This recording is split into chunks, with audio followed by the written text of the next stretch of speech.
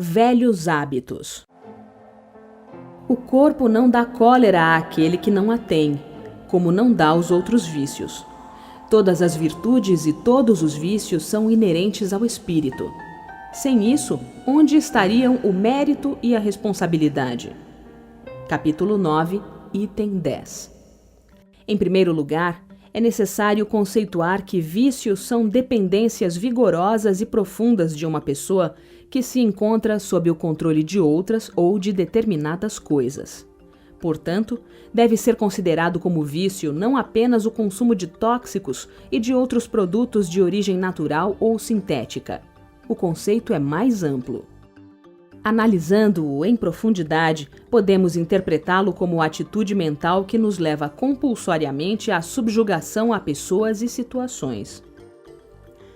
Muitos de nós aprendemos a ser dependentes desde cedo, dirigidos por adultos superprotetores que nos imprimiram clichês psíquicos de repressão, que se refletem até hoje como mensagens bloqueadoras dentro de nós e que não nos deixam desenvolver o senso de autonomia e de independência. Outros trazem enraizadas experiências em que lhes foi negada a possibilidade de exercer a capacidade de seleção de amigos e parceiros afetivos, em virtude da intervenção de adultos prepotentes. Essa nociva interferência torna-os mais tarde indivíduos de caráter oscilante, indecisos, assustados e inseguros. Outros ainda, por terem sofrido experiências conflitantes em outras encarnações, em contato com criaturas desequilibradas e em clima de inconstância e desarmonia, são predispostos a renascer hoje com maior identificação com a instabilidade emocional.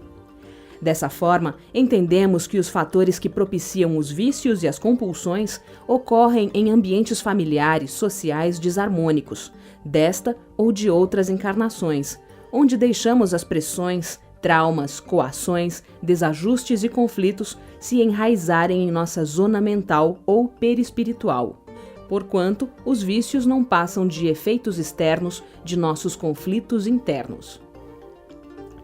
Vale ressaltar que nossa sociedade, a rigor, é extremamente machista, razão pela qual muitas mulheres foram educadas para aceitar comportamentos dependentes, como sendo virtudes femininas, o que as leva a viver dentro de demarcações estreitas do que elas devem ou podem fazer. O vício do álcool, sexo, nicotina, jogos diversos ou drogas farmacológicas são formas amenizadoras que compensam momentaneamente áreas frágeis de nossa alma desestruturada.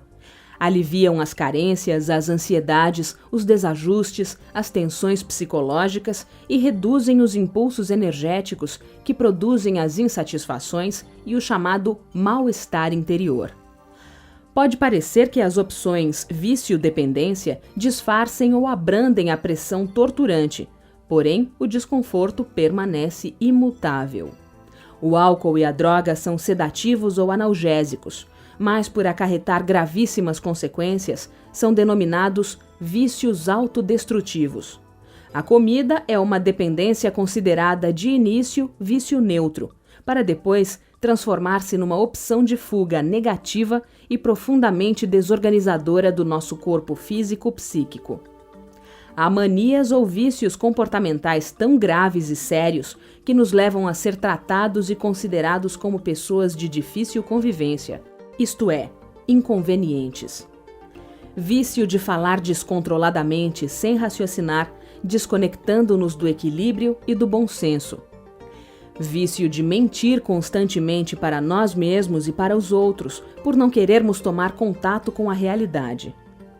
Vício de nos lamentarmos sistematicamente, colocando-nos como vítima em face da vida, para continuarmos recebendo a atenção dos outros.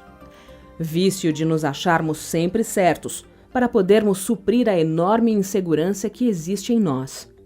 Vício incontido de gastar desnecessariamente, sem utilidade, a fim de adiarmos decisões importantes em nossa vida. Vício de criticar e mal julgar as pessoas, para nos sentirmos maiores e melhores que elas.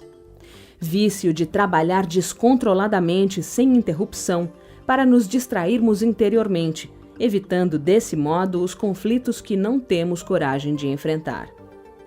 Inquestionavelmente, as chamadas viciações resultam do medo de assumir o controle de nossa vida.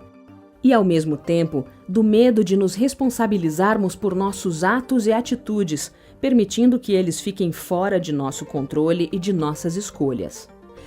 Quaisquer que sejam, contudo, os motivos e a origem de nossos velhos hábitos, urge estabelecermos pontos fundamentais, a fim de que comecemos indagando por que somos dependentes emocionalmente e qual é a forma de nos relacionarmos com essa dependência. Aqui estão alguns itens a serem também observados e que provavelmente nos ajudarão a ser mais independentes, além de capazes de satisfazer nossos desejos e vocações naturais. Ao mesmo tempo, nos permitirão estar junto a pessoas e situações sem tornar-nos parcial ou totalmente dependentes delas.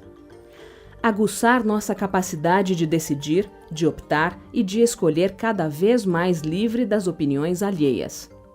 Combater nossa tendência de ser bonzinhos, ou melhor, de desejar ser sempre agradáveis aos outros, mesmo pagando o preço de nos desagradar. Estimular nossa habilidade de dizer não quantas vezes forem necessárias, desenvolvendo assim nosso senso de autonomia, a fim de não cair nos modismos ou pressões grupais. Estabelecer no ambiente familiar um clima de respeito e liberdade, eliminando relações de superdependência simbióticas, para que possamos ser nós mesmos e deixemos os outros serem eles mesmos.